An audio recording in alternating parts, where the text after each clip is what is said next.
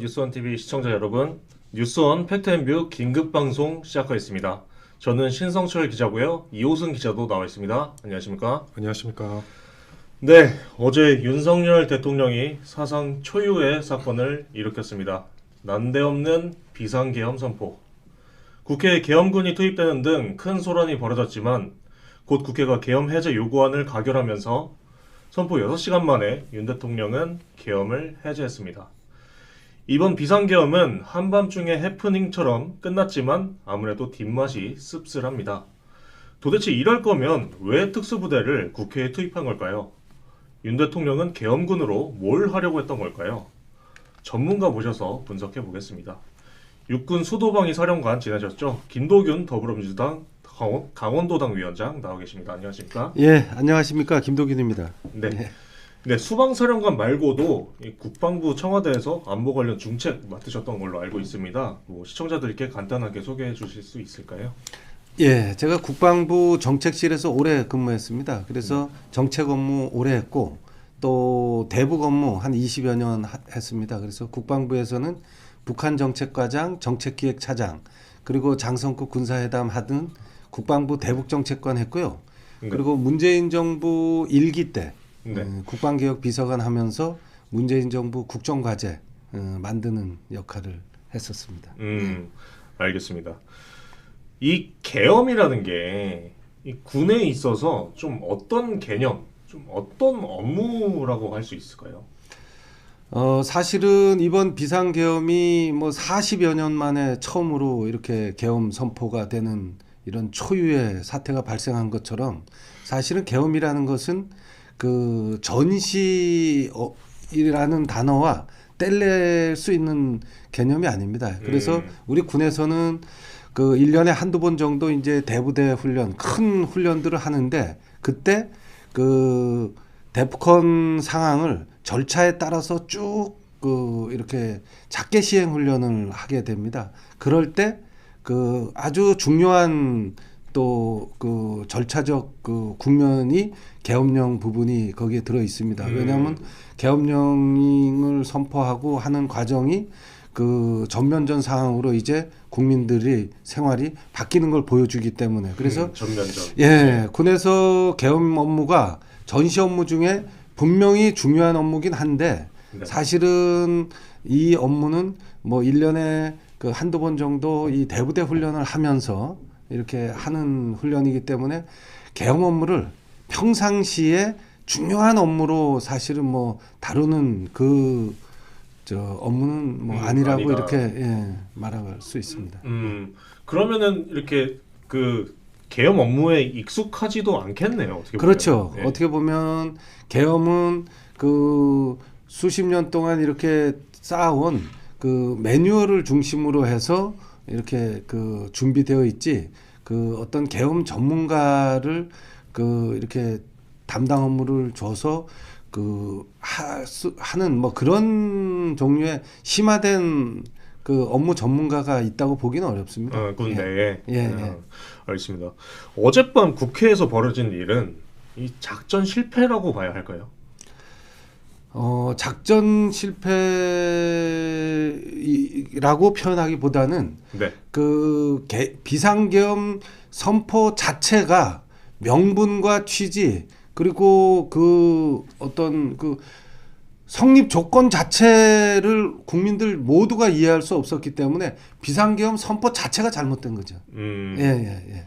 그러니까 이 왜 작전 실패라는 표현을 썼냐면은 이 국회에 계엄 해제안 가결을 막는 게 일단 윤 대통령 입장에서는 1순위지 않습니까? 예.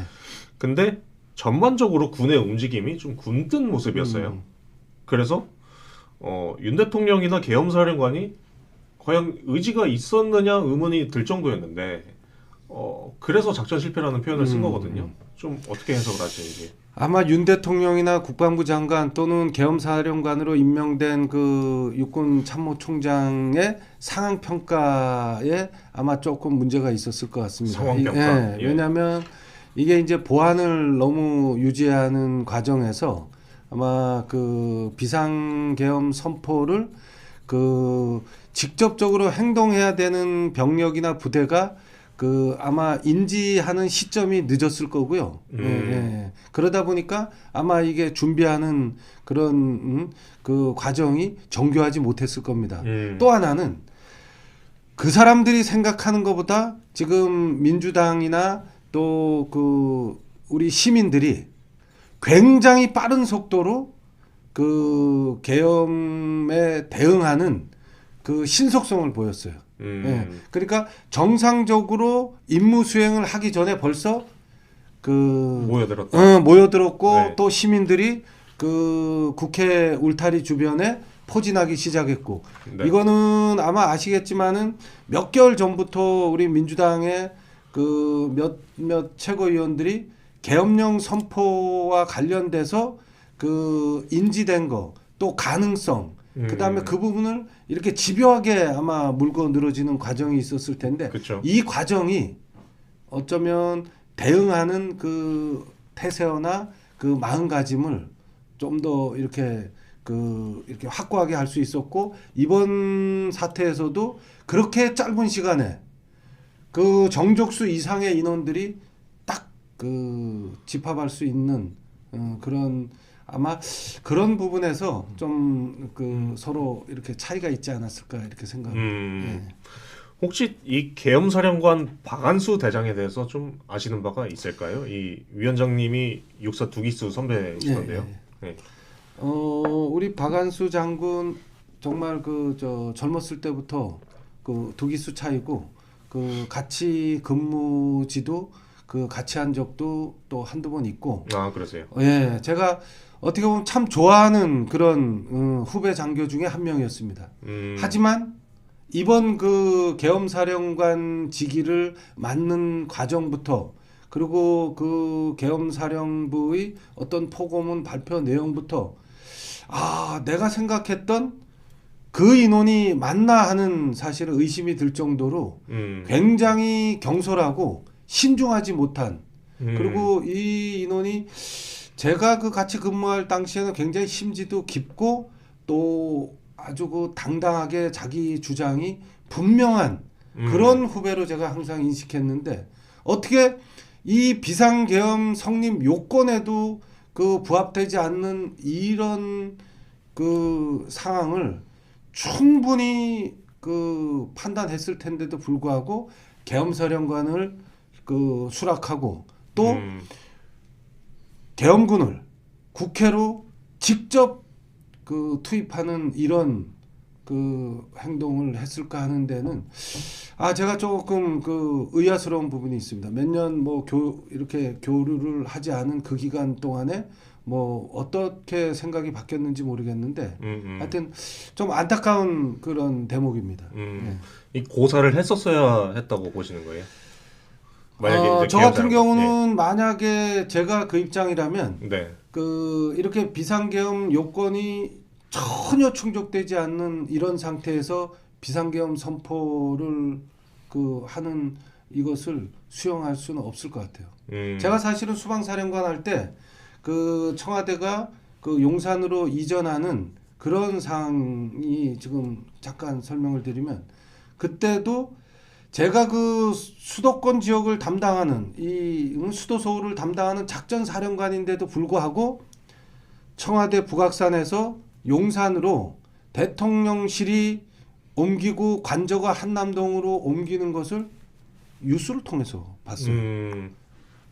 그 정도로 사실은 그 졸속으로 이전을 했고 또 그 시기에 가장 큰 문제는 이 P73이라는 이 방공 통제 구역을 어떻게 할 것인가가 문제였는데 제가 끝까지 그 방공 통제 구역 P73 공역을 그 축소하는 것을 반대했던 사람입니다. 그래서 마지막까지 그 지금 정부와 그 대척점에서 그 이침식하기 전날까지 싸웠는데 그런 것처럼 사실은 우리 그 군 수뇌부에 해당되는 인원들도 마찬가지 그 분야에 있어서는 국익을 가장 먼저 생각하는 최고의 전문가들입니다. 그래서 분명히 그 이런 역사의 그 어떤 그 흔적이 남을 수 있는 이런 큰 일들을 판단할 때는 좀 더 냉정하고 신중하게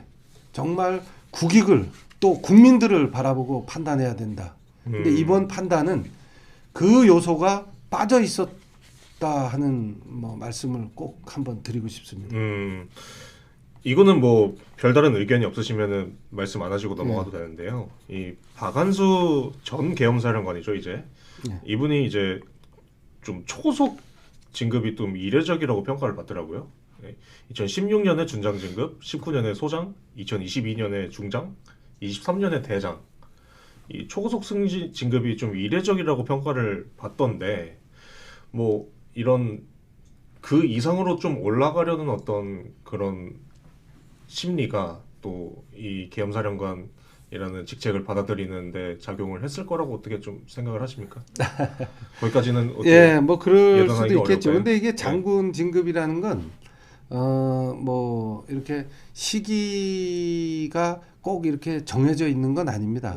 다만 그때 그 이 인재 순환이 좀 빨리 되면 그 좀 다음 계급에 좀 빨리 달기도 하고 인재 순환이 늦어지면 또 좀 늦춰지고 하는데 네. 사실은 윤석열 정권에서 그 어느 정권에서도 하지 않은 장군 인사를 그 보인 적이 있어요. 그게 뭐냐면 아시겠지만은 그 우리 군의 그 군 수뇌부라고 하는 이 포스타 대장은 총 7명입니다. 네. 근데 7명은 그 항상 이 군 수뇌부로서 그 국방 분야를 책임지는 사람들이기 때문에 한 번에 다 교체하는 것은 굉장히 위험합니다. 그래서 어느 정부도 군 수뇌부 대장 7명을 한 번에 교체할 수도 없고 또 그런 고려 요소 때문에 하지도 않았어요. 근데 윤석열 정권 들어와서 대장 군 수뇌부 7명을 한 번에 다 교체하는 이 초유의 사실은 장성 인사를 했지 않습니까? 그렇게 네. 되다 보면 아까 말씀드린 것처럼 인재 순환이 빨라져서 그 다른 시기보다 진출을 좀 빨리빨리 하는 그런 뭐 사례들도 있습니다. 그중 한 명이 박한수 대장. 예, 그렇죠. 예. 일단 알겠습니다. 그 김용현 국방장관이 예. 이 지휘 체계나 작전을 좀 다르게 짰다면은 이 윤 대통령이 원했던 대로 국회 폐쇄가 가능했다고 보시나요? 좀 어떤 부대가 움직였다면 가장 위험했다고 보십니까? 지금 사실은 그 국회에 투입된 그 대테러 작전 부대인 특전사의 그 1공수나 또는 그 707 그 특임대가 투입됐는지 그거까지는 지금 확인이 안 되고 있지만 또는 수방사의 특임 부대들은 사실은 대한민국 육군에서 가장 전투력이 그 강한 그 부대입니다. 뭐 그것보다 더 뛰어난 전투력을 가지고 있는 부대를 찾기는 아마 쉽지 않을 겁니다. 이 부분은 반복해서 제가 말씀드리지만은 윤석열 대통령이나 김용현 국방부 장관이 어제 비상계엄을 선포한 것 자체가 잘못되어 있기 때문에 이것은 사실은 그 우선 첫 번째 출발 자체가 비정상적으로 이루어진 것이기 때문에 뭐 어떤 상황이 발생했을 때 성공하냐 실패하냐 이거는 큰 의미가 저는 없다고 봅니다. 예. 그러니까 이게 저희는 이제 언론 입장으로서 좀 의문을 좀 해소해 줘야 되는 좀 입장이라서 그래서 여쭙는 거예요. 이게 뭐 만약에 성공을 했어야 했다 좀 이런 차원이 아니라 그러니까 좀 너무 의아하잖아요. 이게 근데 그 지금 그 김용현 국방부 장관의 비상계엄에 그 관련돼서 그 한 이런 조치들 일련의 조치들 수준으로는 그런 상황 평가로는 이 그 원하는 그 결과를 절대 얻을 수 없었을 겁니다. 상황 평가 자체가 아니하고 상황 평가 자체가 그 현실과 많이 동떨어져 있었고 그 다음에 그 아주 그 정교하지 못한 그러니까 그 상황 평가를 하면 우리가 이렇게 하면 너무 확신이라는 그렇죠. 확신 같은 걸 말씀하시는 이게 건가요?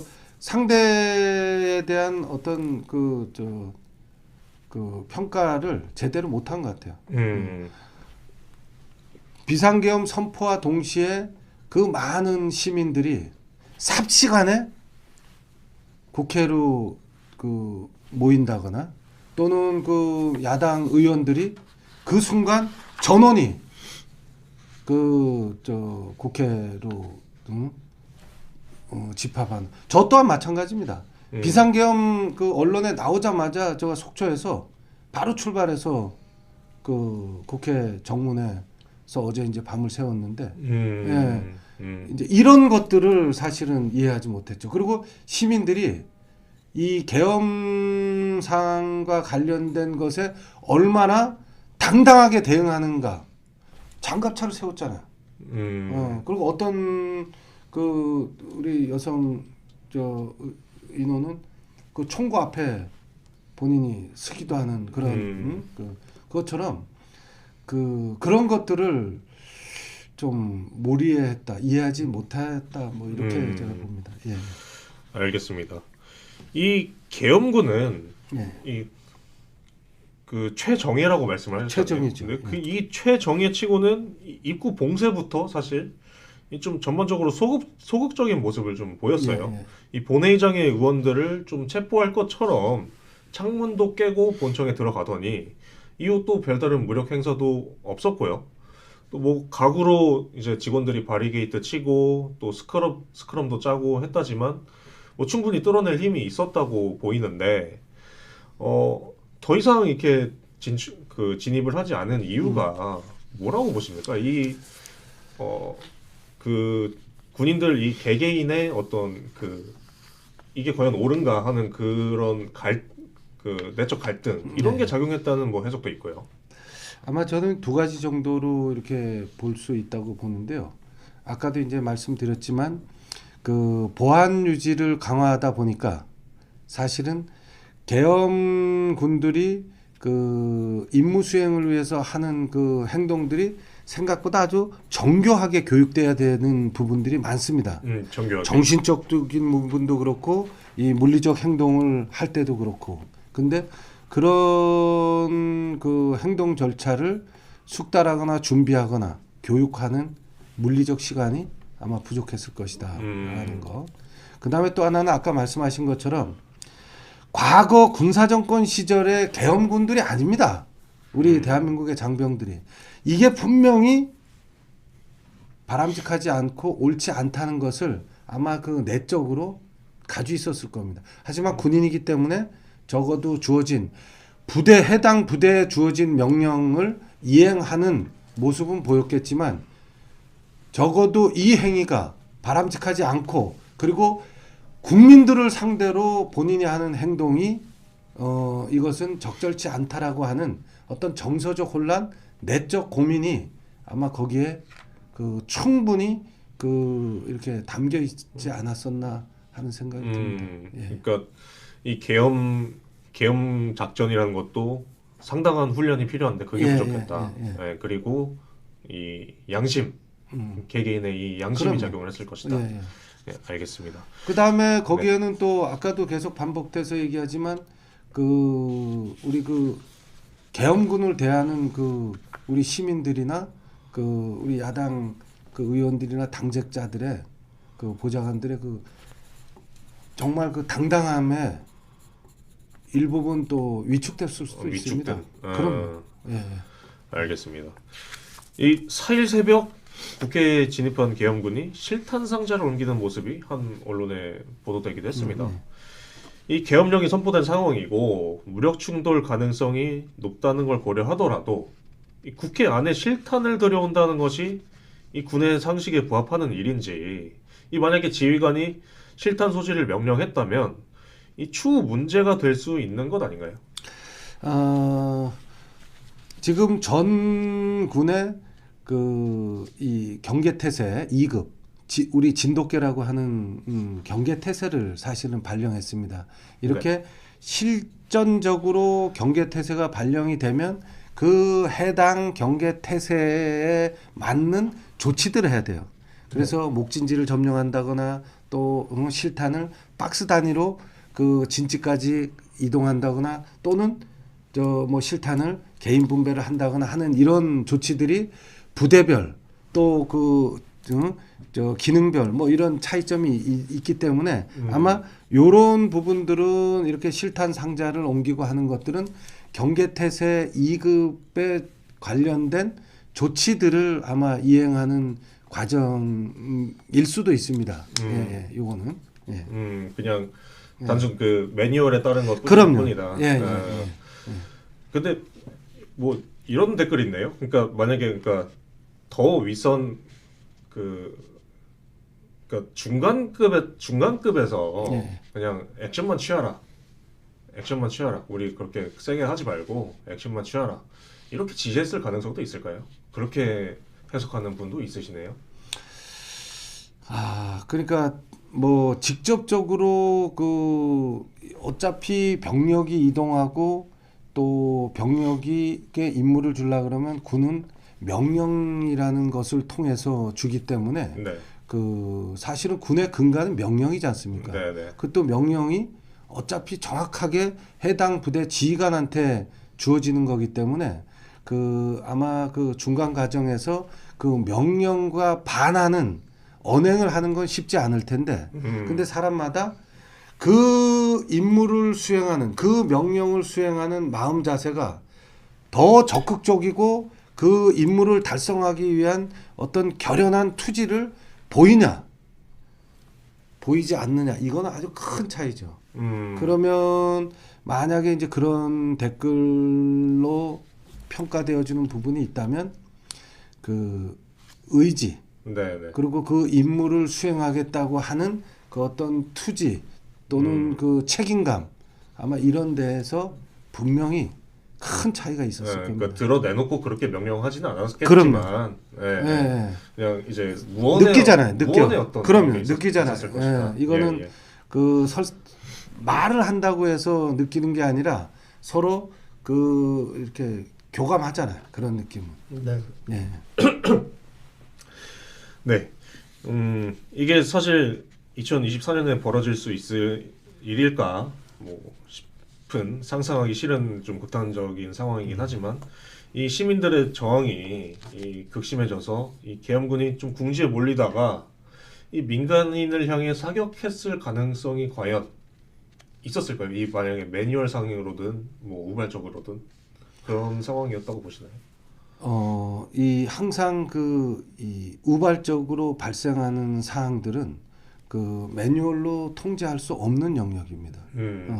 그리고 서로가 서로를 어떤 위협하거나 또 제지해야 되는 그런 상황들은 여러 가지 생각하지 못한 것들을 만들어낼 수 있고 또 그 개개인들이 가지는 개인의 공포의 부분도 차이가 있어서 혹여 자기 어떤 그 생존이나 또 감당할 수 없는 그런 그 공포를 느끼게 되면 거기에 대한 그 반대급부로 발포를 할 수 있죠.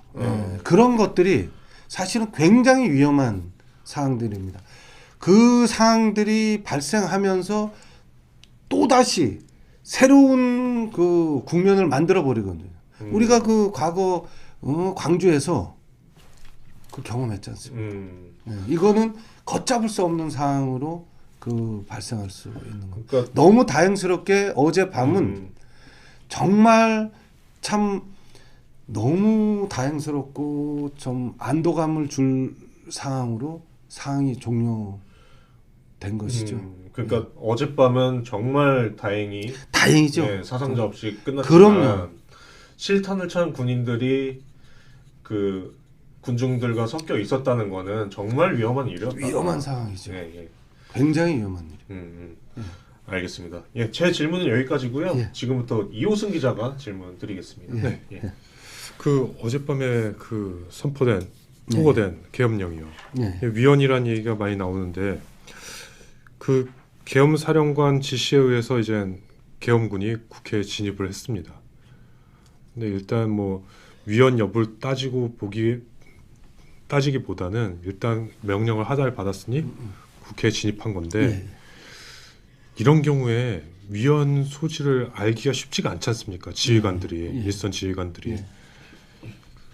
이런 경우에 위헌적인 계엄령에 따라서 뭐 국회의원을 만약 체포 구금했다고 한다면 나중에 뭐 어떤 상황이 벌어질 수 있을까요? 그 지휘관이 뭐 처벌받는다거나. 아마 어제 그 비상계엄 사태도 그 추후에 그 이 부분은 다시 그 책임 소재를 분명히 아주 엄중하게 따져야 됩니다. 왜냐하면 이 부분을 엄중하게 따지지 않으면 다음에 유사한 사례가 또 발생할 수 있습니다. 여기서 이제 위헌적인 요소라고 하는 것은 가장 그 대표적으로 윤석열 대통령이 언급한 비상계엄을 선포해야 되는 그 조건, 성립 조건에 부합되었는가? 부합하는 게 한 가지라도 있는가? 정확하게 우리 그 헌법에는 비상계엄 선포에 대한 조건이 너무나도 명확하게 나와 있습니다. 어제 비상계엄 선포의 이유로 윤석열 대통령이 들은 이유들은 그 성립 조건에 하나도 부합하지 않습니다. 이 부분이 우선 심각한 위헌이고, 이게 위헌이라는 것을 적어도 저는 군의 그 수뇌부들은 아마 그 판단했으리라고 생각합니다. 만약에 그 판단도 못했다면 그건 더 심각한 문제죠. 그런 판단을 했음에도 불구하고 이 비상계엄 사태의 이 선포 이후의 그 행위들을 그 한 것에 대해서는 아마 분명히 책임을 져야 될 겁니다. 특히 국회 입법기관에 계엄군을 투입해서 결과론적으로는 뭐 야당 대표나 또는 몇몇 그 국회 지도자들을 감금조가 투입됐는데 체포하지 못했다. 그렇죠. 뭐 이렇게 이제 네. 그 언론에서도 만약에 그런 초유의 사태까지 명령에 포함된 것이라면 이것은 아주 엄정하게 명령권자부터. 그럼요. 엄정하게 따져 물어야 될 사안입니다. 어제 사태가 어느 정도부터 시작됐는지 모르겠지만 일단 1차적으로는 대통령, 그다음에 계엄사령관이 책임을 져야 될 거고요. 책임 소재를 묻는 국방부 장관하고 네. 계엄사령관. 뭐 내려오다 보면 어디까지 내려갈 수 있을까요? 책임 소재를 물을 때. 적어도 우선 그 작전사령관인 그 특전사령관이나 수방사령관, 네. 그 다음에 현장에 투입된 그 투입부대 지휘관들, 이거는 한번 냉정하게 따져봐야죠. 예. 심하면 위관급까지도. 그건 하여튼 좀 네. 따져봐야 될 것 같아요. 투입부대 그 지휘관들의 행동에 대해서는 한번 왜냐하면 이런 문제가 발생했을 때 이걸 심각하게 따지지 않으면 다음번에 유사한 문제가 또 발생하게 됩니다. 적어도 이런 문제가 얼마나 엄중하게 그 국민들이 바라보고 또 엄중하게 처리되어지는지를 깨달으면 항상 신중해지죠. 과거에 국방부 장관 김용현 장관이 그 경호처장 할 때 네. 적의 무인기가 수도 서울 상공에 2-3시간씩 그것도 용산 대통령실 상공까지 네. 침입하는 그 초유의 사태가 발생했습니다. 네. 어느 누구도 책임 안 졌죠. 그때 경호처장은 당연히 책임져야 될 자리에 있었음에도 불구하고 책임지지 않았습니다. 도리어 그 경호처장이 국방부 장관이 됐어요. 이런 비정상적인 것들이 이런 비정상적인 결정을 하게 된다는 것을 우리 국민들이 이제 깨달아야 된다. 이렇게 저는 강조하고 싶은 겁니다. 알겠습니다. 그 어제 투입된 부대들 보면 그 박선원 민주당 의원실 분석에 따른 건데 그 4개 부대 정도가 들어왔다고 분석을 하더라고요. 특전사령부 소속 707 특임단, 그리고 1 공수여단, 수방사 특임대 등 해가지고 4개 부대가 들어왔다고 하는데 이 4개 부대가 들어올 때 각기 다른 임무를 받아가지고 들어올 가능성이 높았나요? 뭐 예를 들어서 뭐 특임대는 707 특임대는 뭐 여당 대표 체포, 뭐 제1 공수여단은 야당 대표 체포, 뭐 이런 식으로 임무를 나누어 하달받고 들어오는 뭐 그렇게 들어왔다고 봐야 되나요? 아마 그렇게 봐야 될 겁니다. 왜냐하면 부대는 그 부대별 임무를 구분해 줘야지 그 임무를 수행하기 위한 준비 또 임무 결과 이런 것들을 이렇게 좀 분명히 할 수 있기 때문에 겹칠 그, 수 있어요. 예, 여기 투입됐다고 그 박선원 의원실에서 판단한 부대들은 우리 대한민국의 최정예 대테러 작전 부대들입니다. 네. 707도 그렇고 1공수여단도 그렇고 수방사 특임대도 그렇고 최상위 수준의 대테러 작전 부대이기 때문에 그 부대들마다 각각의 그 임무 구분을 해서 그 임무를 아마 부여했을 겁니다. 아무래도 일반 부대보다는 특수부대 투입하는 게 좀 부담이 좀 적었겠죠. 아 그리고 이렇게 예를 들면 그 뭐 언론에 나온 것처럼 여당 야당 대표나 국회의장이나 이런 최고위직의 그 강금 네. 체포조를 운영했다면 이것은 전투력이 뛰어난 그 전투원들을 뭐 투입할 제압 수밖에 훈련이나 없어요. 그럼요. 그런 훈련들 예. 받은 그럼요. 특수부대만 가능한 예, 예, 일이니까요. 그 어제 나온 포고령을 보고 좀 무서웠습니다. 저희도 기자다 보니까 모든 언론과 출판은 계엄사의 통제를 받는다고 명시돼 있었어요. 저희가 경험해 본 적이 없어서 그런데 예, 예. 언론사에 대해서 계엄사가 통제를 한다면 어떤 방식으로 통제가 됩니까? 보통. 이게 이제 우리가 과거 계엄 네. 그 군사 정권 시절에 그렇죠. 이제 네. 계엄 때 그 사례들이 나오지 않습니까? 네, 네. 뭐 언론이나 TV나 이런데 거기 보면 언론사 통제를 정말 심각하게 하지 않습니까? 네.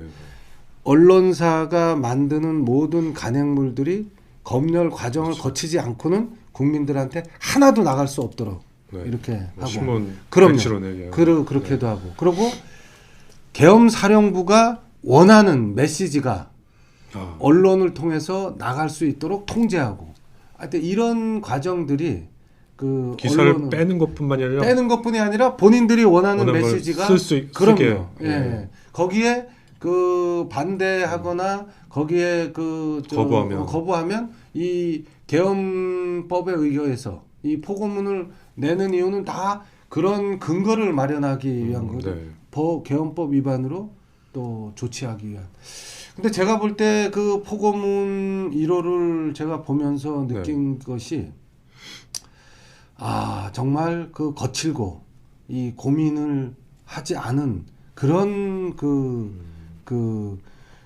언어들로 돼 있다. 그래서 한편으로 그 생각이 들더라고요. 우리는 그 계엄 업무를 이렇게 준비하는 과정이 뭐 평시부터 계속 1년 연중 이 계엄 업무를 하는 게 아니기 때문에 네.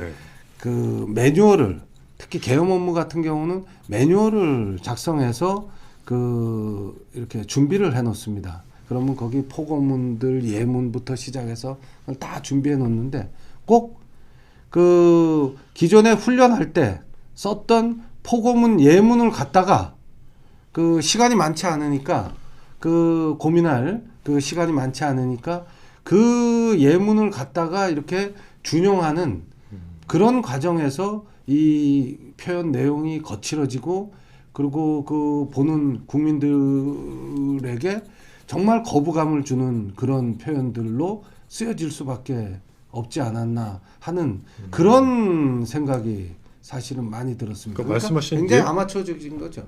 말씀하신 예문이란 거는 이제 다듬어지지 않은 표현. 다듬어지지 않은 네. 표현. 예. 그러니까 급했던 거죠. 급했던 그만큼. 거죠. 거기 뭐 처단한다 네. 네. 이런 표현들은 네. 보통 사용 안 하는 예, 매뉴얼에 없는 거죠. 그러니까 이게 아니 우리 군 매뉴얼에는 아마 충분히 사용할 수 있는 내용인데 네. 이것을 적어도 대국민용으로 좀 포고문을 순화해서. 만들 때는 네. 그렇게 그 거친 언어로 그 국민들에게 거부감과 그 어떤 위협적인 느낌밖에 더 주겠습니까? 뭐 그걸 원하는 것이라면 성공한 거라고 성공한 봐야죠. 거지만 네. 제가 볼 때 그 포고문을 보고 아마 대부분 다 그 눈살 좀 찌푸리셨을 거예요. 눈살 찌푸리고 화가 반감. 나고 아마 네. 거부 반응부터 네, 네. 생겼을 겁니다. 예. 저도 처단한다 표현 보고 깜짝 놀랐거든요. 처단한다면 뭐 어떻게 처단한다는 거지? 처단이 뭐 예. 사실 뭐 평이한 표현이라고 네. 볼 수도 있는 건데 마치 뭐랄까 좀 굉장히 뭐 뭐랄까 약간 또 심리적 압박을 내가 주는 보통의 네, 용사고 막 네.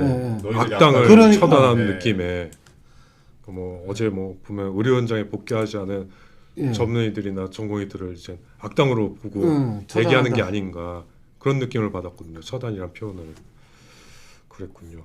그러니까 너무 급해서 그런 걸 수도 있고 예, 그럴 수도 있을 것 같습니다. 빨리빨리 그러니까 포고문을 빨리 내야지. 내야 되고 네. 그리고 고민을 아마 이렇게 해서 수구하고 그 검토하고 하는 그런 아마 물리적 시간이 좀 부족하지 않았을까 이런 생각이 듭니다. 그것도 언론사에서 이렇게 게이트 키핑을 거치듯이 이렇게 단계별로 올라가게 되는 거죠. 예. 그런 과정을 거쳐야죠. 예. 그런 과정 없이 그냥 특히 대국민 포고문으로 나가는 건데 날것이 정말, 그냥 나와버리는 예, 단어 하나하나가 적어도 그 이렇게 신중하게 그 고민한 내용들이 담겨 있어야죠.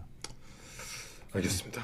오늘 제가 준비한 질문은 여기까지입니다. 네, 한 가지만 더 질문 드리려고 예. 하는데요. 이게 그러니까 어떻게 보면 정치적인 이유로 그 계엄을 선포한 거잖아요. 예. 그러니까 이런 경우에 그 북한과의 이런 안보 문제도 굉장히 그 위험할 수 있다고 위험하죠. 그 사전에 저희가 대화를 나눌 예, 때 예. 그렇게 말씀하셨는데 이거 좀 더 설명해 주실 수 있을까요? 아마 그 비상계엄 선포 뉴스나 기사를 처음 딱 본 분들은 대부분이 다 야 이게 남북 간에 남북 그렇죠. 군사 당국 간에 또 접경 지역 일대에서 야 뭐가 발생했구나 아마 이렇게 다들 생각했을 겁니다. 근데 보니까 전부 그 정치적 정략적 의도가 담겨 있는 비상계엄을 선포한 거예요. 이거는 정말 그 헌법을 유린하고 법치를 붕괴시키는 아주 반역적 내란 행위일 수밖에 없는 이유입니다. 그런데 이제 더 위험스러운 것은 지금 기자님 말씀하신 것처럼 자 이렇게 정략적으로 이 어마어마한 비상계엄을 선포할 수 있는 사람이라면 다음 단계는 접경 지역 일대에서의 국지전을 만들든지 그 국지전을 빌미로 남북 간에 전면전으로까지 비하할 수 있는 한반도의 군사 위기를 조장하지 말란 법이 어딨냐 이거죠. 더 위험스러운 상황입니다. 아마 북한의 도발을 유도해서 그것을 빌미로 한반도가 다시 한 번 더 제2의 6.25 전쟁과 같은 그런 참혹한 상황을 만들지 말란 법이 어디 있습니까? 이 상황을 덮기 위해서. 그럼요. 그래서 우리 그 국민들이 지금부터 더 예의주시하고 정신을 바짝 차려야 되는 겁니다. 지금도. 그럼 아니 비상계엄 이 어마어마한 일을 이런 정략적 의도로 이 반헌법적 행태를 보이는데 다른 건 뭘 못하겠습니까? 이 시점은 그래서 굉장히 중요한 시점이다. 하지만 뭐 명령을 받았다고 해서 국지전을 시도하는 뭐 전방 부대장들이 없을 거라는 생각이 들긴 그거는 계엄하고 틀립니다. 아닙니다. 우리 그 군인들은 네. 기본적으로 하루 한 달 365일을 오로지 적을 제압하기 위해서 네. 훈련되고 교육받은 사람들입니다. 그러면 항상 그래서 어떤 상황이 발생했을 때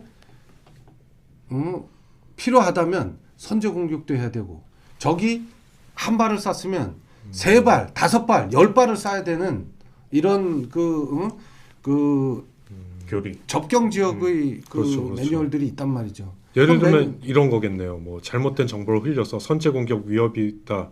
선제 공격을 우리가 선제 공격을 해야겠다. 그럼요. 그럴 뭐 수도 그런 있고, 그럴 정보를 수도 있고, 흘리거나 또 저 상대를 유인해서 우리를 도발하게 만들고, 그다음에 그걸 빌미로 강력하게 그 타격을 하면서 이 접경 지역 일대의 그 군사적 충돌 상황을 비화시켜서 사실은 대한민국의 접경 지역에서 발생한 일들은 그게 작은 일이든 큰 일이든 뭐 때문에 위험한가 하면 이 사건이 어떻게 비화될지 모릅니다. 왜냐하면 우리는 70년 동안 갈등과 대립으로 대치했던 꾸준히 주적 개념으로 상대를 제압하는 그 학습과 교육과 훈련을 해왔기 때문에 다음 단계에는 어떻게 그 정가 확대될지 변할지 모르기 때문에 위험한 겁니다. 만약에 그 전방에서 국지전이 전면전으로 확대돼서 전면전이 발생한다면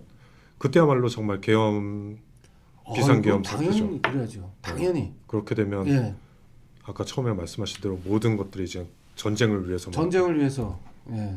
동원령 내리고 그럼요. 떨어지고. 대한민국은 제2의 6.25 전쟁의 그 참혹한 그런 상황으로 빠져들 수밖에 없습니다. 그런 상황을 배제할 수는 없다. 그래서 그 상황을 만들지 않도록 우리 국민들 모두가 하여튼 예의주시해야 되는 그런 하여튼 중요하고도 위험한 국면이다. 저는 이렇게 생각합니다. 그 어제 그 최정예들이 국회로 모여들었잖아요. 예. 그 자체만으로 안보에 위협이 되는 요소는 없었을까요?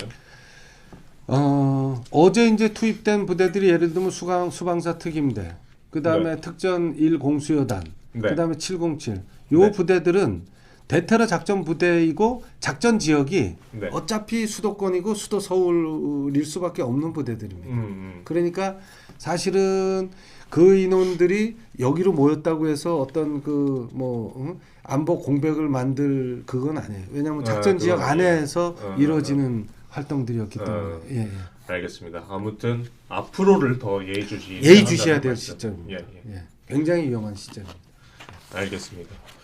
오늘 인터뷰 여기서 마무리하겠습니다. 오늘 정말 바쁘신 중에 와주신 건데요. 덕분에 의문점이 상당히 풀렸고 또 어떤 점을 또 유의해야 되는지 또 이렇게 뭐라고 해야 되나 교훈도 또 남겨주시고 가시는 것 같습니다. 예. 지금까지 김도균 더불어민주당 강원도당 위원장이었고요. 팩트앤뷰는 내일